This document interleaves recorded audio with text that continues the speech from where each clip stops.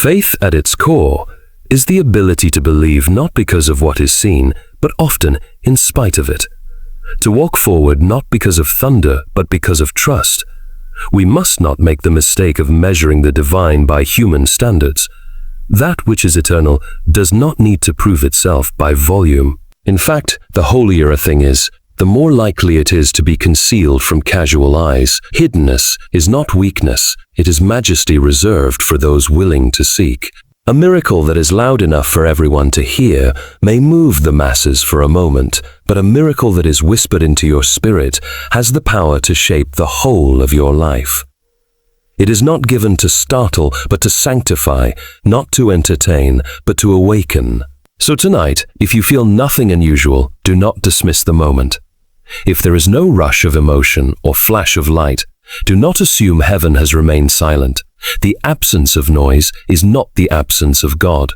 It may be that your miracle is choosing to approach quietly, like a kind friend who does not want to barge in, but waits until you are truly ready to receive. Train your heart to listen beneath the silence. Be willing to believe that the sacred does not always arrive with trumpets. Sometimes it comes like rain on thirsty ground, gentle, silent, but utterly life-changing. Let your spirit lean in tonight. Let your ears listen, not for the loud, but for the real. The miracle is not delayed, it is not denied, and it is not distant. It may simply be hidden in the kind of stillness that only faith can hear. And when it comes, though no one else may notice, your soul will know something holy has passed this way. Only the attentive can recognize a divine appointment. The presence of something holy is never imposed, it is invited. There is a sacred principle at work in the fabric of life that the highest things are reserved for those who look deeply, listen closely, and wait patiently. Divine moments are not tossed like coins to the crowd. They are given to those who are alert to the movement of eternity within time. Most of the world rushes by in distraction, noise, and numbness. And it is no wonder that the sacred often goes unnoticed. It is not that heaven is silent, it is that we are too hurried to hear. Miracles, answers, revelations, they do not always come when we demand them, but they do come when we are ready to recognize them. And readiness requires attentiveness, not to the world's loud invitations, but to the gentle whisper of something more. There is a certain posture of the soul that is necessary to receive what is divine. It is the posture of the watchman, the lover, the seeker. These are the ones who stay up through the night with open hearts, the ones who scan the horizon not for signs of escape, but for the arrival of something sacred. They are not merely looking for relief, but for revelation. A divine appointment may appear in the form of an unexpected conversation, a quiet conviction, a change of course that feels both uncomfortable and necessary. But only those paying attention can discern that these are not random occurrences. They are orchestrated moments, prepared not by chance, but by grace. To the inattentive, they are just noise. To the attentive, they are the voice of God. There is a danger in living life on autopilot. When the soul becomes dulled by routine, when the heart becomes calloused by disappointment, when the mind is too full of lesser things, it becomes nearly impossible to perceive a higher calling. Many divine appointments are missed, not because they are hidden too well, but because our vision is clouded by distractions of our own making. Entertainment, busyness, worry, these things sedate the spirit. But the attentive person has learned to clear a space within themselves, a kind of inner silence where the eternal can be heard. They are not merely alert in the body, but in the soul. They have cultivated the habit of inner listening, of looking beyond surface appearances to what might be working beneath. It is a humbling thought that a divine appointment might have passed us by because we were too consumed with our own voices to hear another's. Heaven is not a stage performer trying to capture our fleeting attention. Heaven is a lover speaking softly into the ear of the beloved. To hear requires desire, and desire requires discipline. The attentive soul knows that what matters most is not what can be touched or counted, but what can be discerned when everything else is still. And in that stillness, the divine speaks, not always in words, but in movements, in impressions, in invitations that seem to come from outside and yet resonate deeply within. When we are attentive, we do not just see what is happening, we begin to understand why it's happening. We catch glimpses of the thread that ties our circumstances together into a larger design. A delay no longer feels like punishment but preparation. A detour becomes discovery. A silence is not absence, but space being made for something higher. Higher. To the attentive, life is no longer a series of random events, but a sacred narrative, unfolding moment by moment. And in that awareness, we begin to see divine appointments, not just occasionally, but everywhere.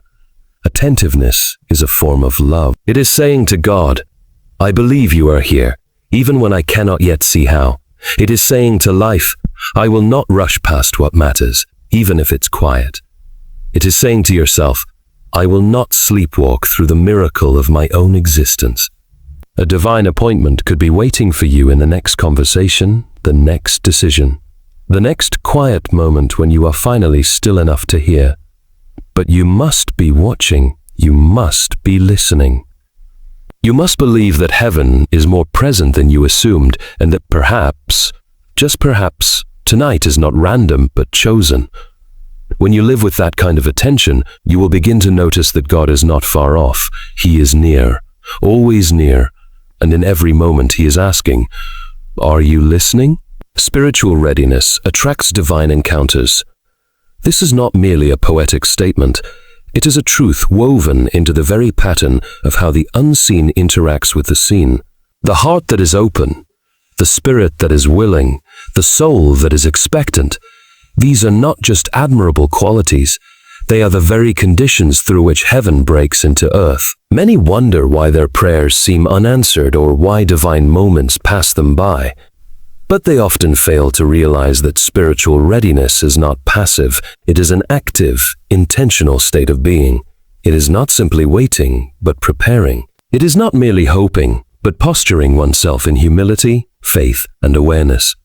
Just as the soil must be tilled before it receives the seed, the soul must be softened before it receives the sacred. Spiritual readiness begins in the secret places. It is formed not in front of crowds, but in solitude, in silence, in seasons of pressing and pruning. A person who is spiritually ready has likely endured the refining fires of difficulty, not emerging bitter, but broken open. Their ego has been humbled, their will has been surrendered, and their attention has turned from self to the sacred. They no longer seek divine encounters merely for personal benefit, but because they long for communion with something greater. This longing creates a magnetic field around the soul. The heavens are drawn to it, not because of manipulation or merit, but because God responds to hearts that are emptied of self and filled with yearning. There is a divine pattern throughout history. Those who encounter the holy are rarely the strongest, richest, or most powerful. Rather, they are those who are watching, waiting, and ready. The shepherd in the field, the widow in her home, the child with loaves and fishes. Their significance is not in their position, but in their posture. They are available, they are receptive, they are not full of themselves, so they have room to receive something divine. Spiritual readiness does not mean perfection. It means awareness. It is a recognition that something greater is always at work, and it is a willingness to be interrupted by it. To be spiritually ready is to be inwardly awake even when everything around you looks ordinary. It is to know that a moment can change everything, and to live as though that moment could arrive at any time. This is not anxiety, it is anticipation, it is not dread, it is desire.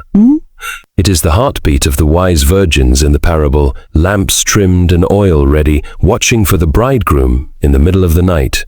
It is the heart that says, "Speak, Lord, for your servant is listening," even when the voice has not yet spoken. This kind of soul attracts the presence of the divine because it is already aligned with the rhythm of heaven.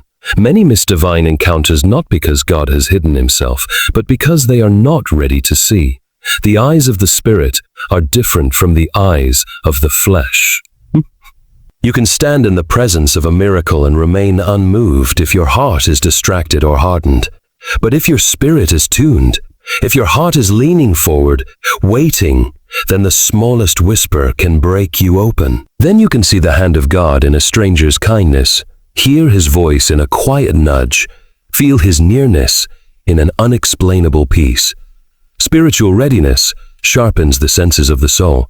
It awakens you to the fact that everything is sacred when seen rightly. And the beauty of this truth is that you don't need to be special to be ready. You just need to be sincere. You need to lay aside the clutter that keeps you numb, pride, fear, distraction, and cultivate a space within yourself that is open and honest before God. You need to believe that the divine actually wants to meet you, not just someone more spiritual, more educated, more deserving. You, right where you are. And when that belief settles into your bones, when your soul starts listening, even when there's no sound, when your heart begins to expect without demanding, then you have become spiritually ready, and heaven responds to readiness. The veil between the natural and the divine grows thin when someone is prepared to see through it. The ordinary becomes holy. The impossible begins to stir. The miraculous draws near, not because you earned it, but because you were available to receive it. This is the sacred paradox. God waits for us to be ready, and the moment we are, he does not hesitate. He moves toward us with a love that was always present, always waiting for us to notice. So prepare your heart, quiet your soul. Watch the horizon. A divine encounter is nearer than you think. Tonight is a divine invitation, not just a passing hour. The difference between something ordinary and something sacred often lies not in the moment itself, but in the way we choose to see it. Most people let their evenings slip by, like shadows, assuming that what has always been will continue to be. They go to bed under the weight of routine, never once considering that the night could carry the fingerprint of the eternal. But the truth is, heaven does not follow our schedules. It interrupts them. It breaks through the mundane to remind us that we are not merely passing time, we are walking toward destiny. And there are certain nights when the veil between the earthly and the divine becomes thin, and we are invited to step into something more. Such a night does not announce itself with fireworks or signs in the sky. It arrives quietly, patiently, waiting for the one who has eyes to see and a heart to listen. The invitation is not forced upon anyone. It does not demand your attention. It simply offers itself like a hand extended in the dark. It says, "Come and see. Come and believe that tonight is different." And whether or not it becomes sacred depends not on the moment, but on your response to it. For a divine invitation requires more than recognition. It requires acceptance. It requires you to pause your usual routine, to silence the noise of your thoughts, to make room for something you cannot control or predict.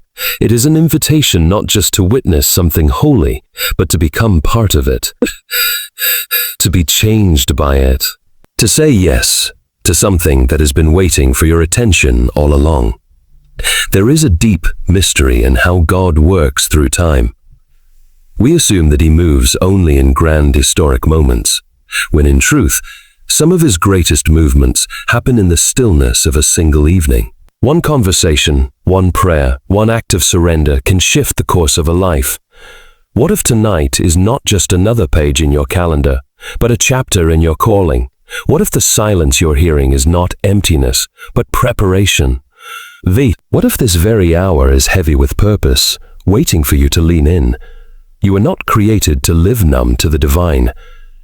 You were created to walk in awareness, to perceive the fingerprints of the eternal in the patterns of the everyday. But to do that, you must treat the present moment with reverence. The invitation of tonight is not always about answers. Sometimes it's about presence. It's about recognizing that God is near, that he is drawn close, not to solve all your problems in an instant, but to remind you that you are not forgotten. Divine moments are not merely about what happens, they are about who meets you in them. And tonight, you are being met. Maybe not with fanfare, but with faithfulness. Maybe not with clarity, but with companionship. And if you can learn to recognize the presence of God, even in the quiet, then you have received the invitation properly. You do not need to be perfect to answer this invitation. You do not need to have it all figured out. You only need to be present, to stop rushing through the evening like it means nothing, and instead pause, breathe, and say within yourself, I am ready. This kind of readiness is rare, but when it is offered sincerely, heaven never overlooks it. Tonight could be the turning point you didn't know you needed. It could be the beginning of healing, the opening of a door, the stirring of a vision long buried. But it will not shout for your attention. It will wait, like a friend outside your door, softly knocking, hoping you will come and open. If you ignore it, the night will pass as all the others have. But if you receive it, if you dare to believe that this moment carries more than meets the eye, then the ordinary will become extraordinary. The room you're in will become sacred space. The silence will become filled with presence.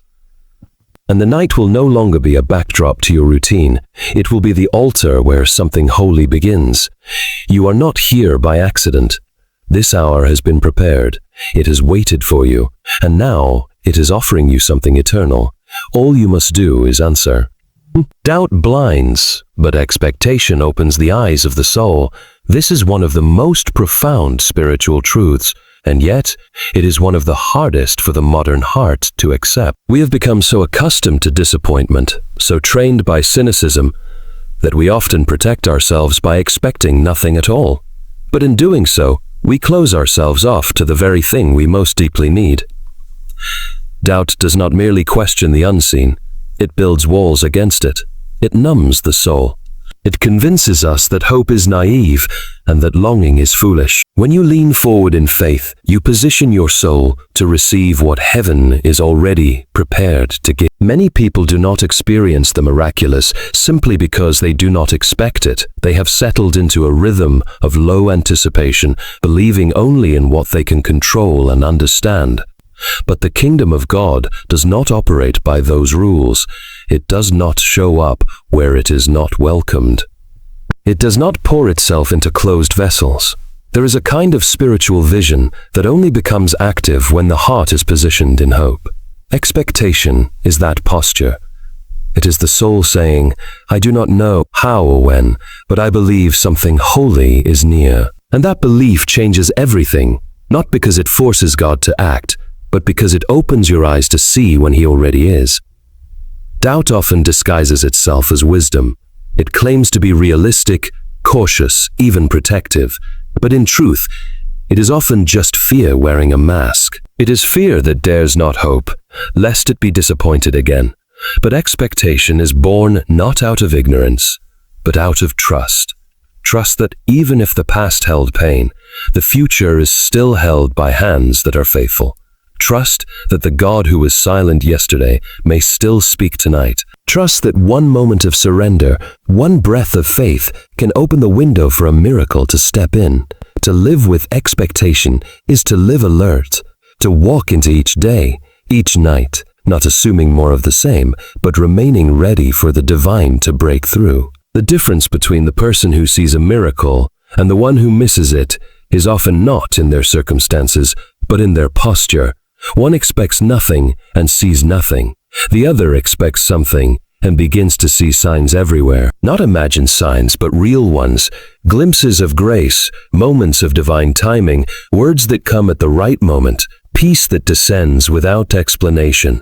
Expectation trains the eye of the heart. It tunes your inner ear to the frequency of heaven. It awakens you to the possibility that God is not just watching from a distance, but moving close. Stepping in, ready to act. It is not arrogant to expect the presence of God. It is not foolish to anticipate that he will move. In fact, it is an act of humility. Because expectation says, I cannot make this happen, but I believe he can. It is not about control. It is about surrender.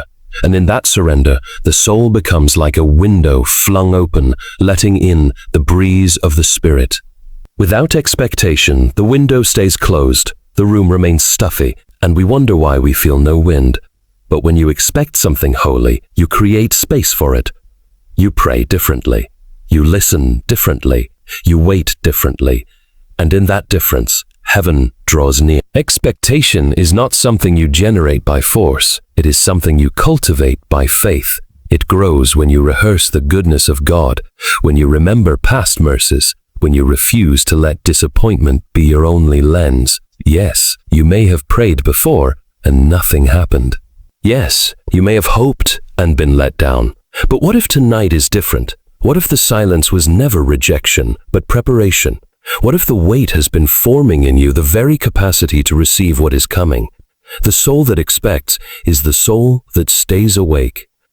And the soul that stays awake will not miss what God is ready to do. So do not let doubt rob you of tonight's invitation. Let your spirit lean forward. Let your heart say yes to the possibility of something more. Even now, the divine may be nearer than you imagine. The miracle may already be knocking. And if you are watching, waiting, expecting, you will not miss it.